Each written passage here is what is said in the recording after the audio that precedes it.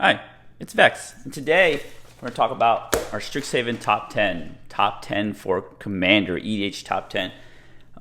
We do have some honorable mentions, of course. Right here we have 4 honorable mentions because it's fun. First is Blex. I mean, the only reason it's an honorable mention is because it has the word Vex in it for obvious reasons. Blex, Vexing Pest, and search for Blex. I wish it was Vex, Blexing Pest, and search for Vex, but you know, whatever, it is what it is. We can't have it all. That's the only reason. Next honorable mention are these 2 commanders. We just have non-commander cards in our top 10, but Exodus is really super fun. I have a deck tech on Exodus, super fun. Then there's Awaken the Blood Avatar. He's kind of like the big baddie of the story, so I'm not gonna read that card off. Galzef Prismari, very good treasure maker. Kind of like a fixed version of Urza, kind of. That's good. I'm going to make a deck. I have made my deck, but I'll make a deck tech for that soon. Or if you've seen this afterwards, you've seen the deck tech. And then Mortality Sphere, which I will actually read this card off. This is the real honorable mention for our top 10. 2 black-green. And then the cool part is the spell costs 2 less to cast if you gain life this turn. Meaning, bam, it is a black-green. It's like Assassin's Trophy. Because it's destroy target non-land permanent. Well, Assassin's Trophy destroys lands, but it doesn't give the opponent a land. And it's an instant. So if you gain life in a life gain deck like a Witherbloom deck, you pay this for black-green. Bam, destroy target permanent. It doesn't quite make the top 10 because it is a condition, and not all decks can meet that condition. So only in certain decks. But let us go to our top 10. And you know what? Sometimes people just show them one at a time. I'm going to show them all 10 at a time. 10, 9, 8, 7, 6, 5, 4, 3, 2, 1. Bam, that's our top 10. So let's go through it from number 10, Rip Apart. Now, I know a lot of people say, oh, this just sucks because this is sorcery. I'll tell you what, the flexibility is so amazing that it doesn't matter if it's sorcery. It's just so good because what it does is it costs a red and a white. Choose 1, deals 3 damage to target creature or planeswalker. So it's a little better than Braid that can deal damage to planeswalkers. Destroy target artifact or enchantment. Wow. So it can kill some creatures. Usually there's lots of creatures in the battlefield that are like 3 or less toughness you want to kill. I know it's a sorcery, but you have to plan around it. Destroy target artifact or enchantment. It can kill so many things. It's so flexible. Extremely good, I believe. Just ignore the fact that it's sorcery. I mean, it doesn't matter if you blow them out in combat with an instant. This is just so good. And then there's number 9. That was number 10. Number 9 is Archmage Emeritus. And this is a wonderful in the spell slinger deck, like a Niv Mizzet, a Kaikar deck, and such.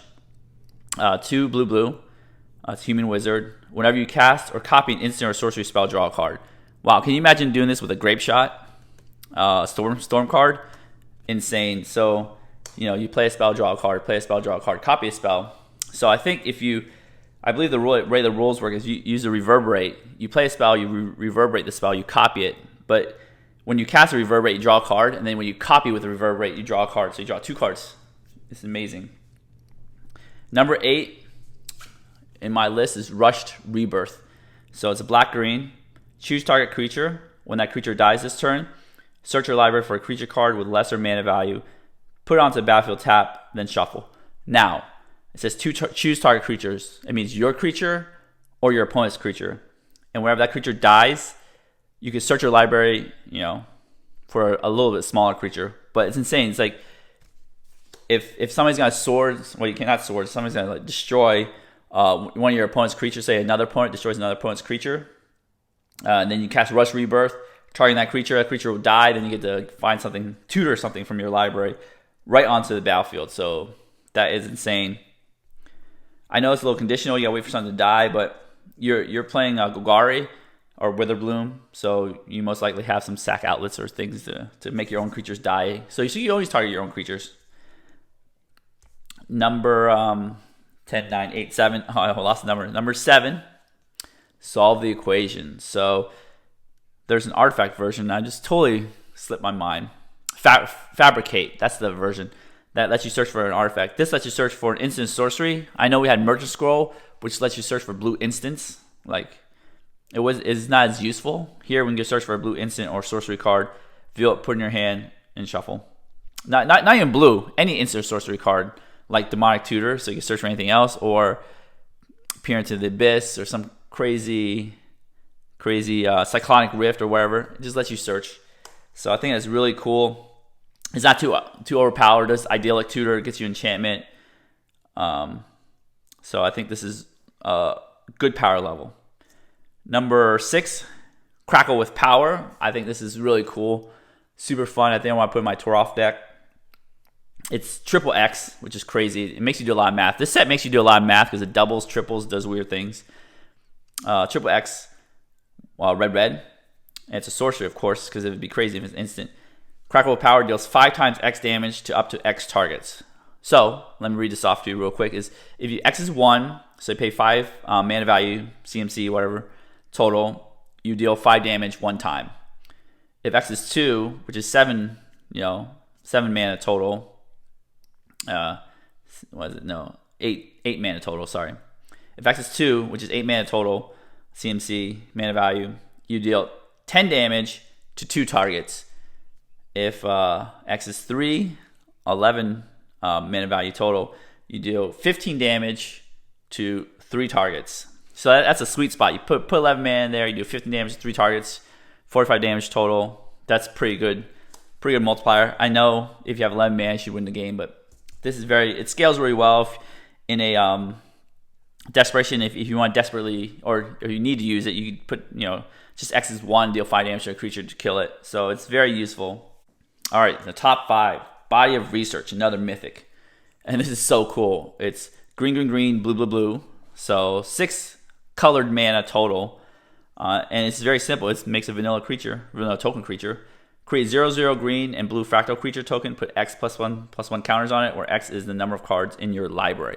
So this is the biggest creature at 6 mana, or the smallest creature at 6 mana if you had no library. But it's essentially, I believe when you cast this, your library should have at least 70 to 80, maybe 70 cards left. So it's a 70/70. It basically is a one hit kill creature. It is a token, so it can be balanced and make it disappear and stuff. But it's really cool. I've never actually gotten to play it. I do have the doubling Quandrix deck, which I put this in. I can't wait to play this on somebody, and they'll just be like, Cyclonic Rift it. I'm like, oh, come on. But it is a really, really cool concept that you just make the biggest creature possible for 6 mana. 6 colored mana. I don't know, with power creep, they'll probably make a 2 mana 70/70, but who knows. Next is Stormkiln Artist. So this is actually an uncommon here. If you notice, there's a bunch of uncommons. 1, 2, 3, 4. 4 uncommons in our top 10 list. And this is very, very good. Reminds me of from Kaldheim Bergie. It's 3 in a red, Dwarf Shaman. And it gets +1/+0 for each artifact you control, which is, comes up kind of, but not really. The main important thing is Magecraft. Whenever you cast or copy an instant or sorcery spell, create a treasure token. So, what Bergie does, when you cast a spell, you create a red mana. Here you get to create a treasure token, which you can save up for future turns. So this is extremely good. And again, a spell slinger deck, kind of like, it goes with Archmage Emeritus. These two kind of go together. But this one, I believe is better, because imagine, like this one, you need to put in a blue deck. This one, you usually your spell slinger decks are your red decks, or blue decks, or your feather decks. This goes right into feather, and it works amazing, that deck. But it makes a treasure, so it helps with artifact synergies, helps with mana. It's just really good. The next card, top 3 card number 3 is Fracture. This is an instant. It's a black-white. There's a lot of cards in this black-white spectrum that destroy things, but destroy target artifact, enchantment, or planeswalker. Now I know people are like, oh, it doesn't destroy creature.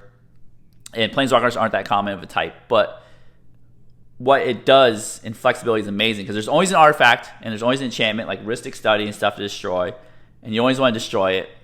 It's a very cheap way to destroy things. Don't sleep on Fracture. I mean, it is extremely flexible. It's like a disenchant on steroids, Because you do the time when they play an Oko or an Ugin, you can just fracture it and bam, destroy it. The Planeswalker Cause doesn't come up that often, but when it does come up, it's amazing. Next, I've been waffling between number 1 and 2 is Wandering Archaic and Culling Ritual. So let's talk about Wandering Archaic. I know it has a backside, but it's not really relevant. 5 colorless mana. It goes in any deck. Now, you thought Rhystic Study was annoying. Imagine Wandering Archaic with Smothering Tide with Rhystic Study all in one board. So what it does is whenever an opponent casts an instant sorcery spell, they may pay 2. If they don't, you may copy that spell. You may choose new targets for a copy. So if they kill Wandering Archaic and they don't copy it, you get kill spell too. If they cast Enlightened Tutor and they don't pay the extra mana, you get you get a tutor spell too. So it's insane. The backside, we'll go real quick. Explore the vast lands. Each player looks at the top 5 cards of their library, reveals a land and or source instant or sorcery card from among them. Then puts a card they reveal this way onto their hand, rest in the bottom of the library. So it's like a group hug deal. I would never cast this unless I'm that desperate for a land. Each player gains 3 life. This is insane. Just imagine the front side only. I can't believe it even has the flexibility of a back side. It's just more taxing. When you can tax your opponent, you get ahead on board, and then if they want to kill it, they either use a board wipe. You can copy a board wipe, but it doesn't do much good for copying unless you're playing like Kaya's Wrath, where you would gain a life instead of your opponent gaining a life, stuff like that. But this just puts a lot of pressure on your opponents to get rid of this card, kind of like Rhystic Study. All right, moving to our most favorite card in the set. And the reason it's my most favorite card is in Golgari colors, of course, but it's 2 black-green. Destroy each non-land permanent with mana value 2 or less. Add black-green for each permanent destroyed this way. So it just wipes out mana rocks. People rarely in my play group, or I've seen on YouTube, play 3 CMC or above mana rocks. They all play 2 CMC or below mana rocks. Soul Rings, Arcane Signets, other Signets, Talismans, Mind Stone, wherever. It just wipes it all out, wipes these creatures out, wipes tokens out, and then ramps you as well. Now, you could say, hey, Vex, they might not have things to wipe out, but the thing is, like, if you build your deck correctly and you make your own to little tokens like Pest, like a Witherbloom deck, you could wipe out your own things and mana ramp yourself. So as long as you build your deck correctly, this card is insanely powerful, but there's always these treasures. They can wipe out treasures too. There's always things to kill with Culling Ritual. And it's really cool to see a card just obliterate mana rocks. Except for, of course, you're in green, you can always ramp in a non-mana rock way. So it's like it usually pays for itself. It probably most likely, every time I cast it, it's killed like 4 or more things. So it's really, really good. And every time I cast it, it's killed, like the best time is 10 things. It is an amazing card. So that's why it is my number 1 card. Then this is our top 10. I know it's got some gold cards here, some colorless cards. It's pretty neat to see. And hopefully in a couple months, I'll be proven right in the Wandering Archaic. I mean, it's probably more like this, right? Wandering Archaic is going to be number 1. But in my top 10, I believe this is more powerful. This is just really annoying. It's going to be really annoying. You're going to be like, you want to pay 1 for that for Rhystic Study? You want to pay 2 for that for Wandering Archaic? Oh, you drew some cards? You want to pay 2 for that for Smothering Tide? The more you want to pay X for that spells that they keep creating for Commander, it's going to be a little bit, salt-inducing. Well, that's all the time we have for today. If you enjoyed the video, enjoyed my top 10, give it a thumbs up. If you have your own top 10, leave your answers in the comments below. But yeah, definitely give the video a thumbs up. Smash the subscribe button, hit the notification bell for notifications. I have my TCGplayer affiliate link in the description below if you want to help support the channel. And as always, have a wonderful day.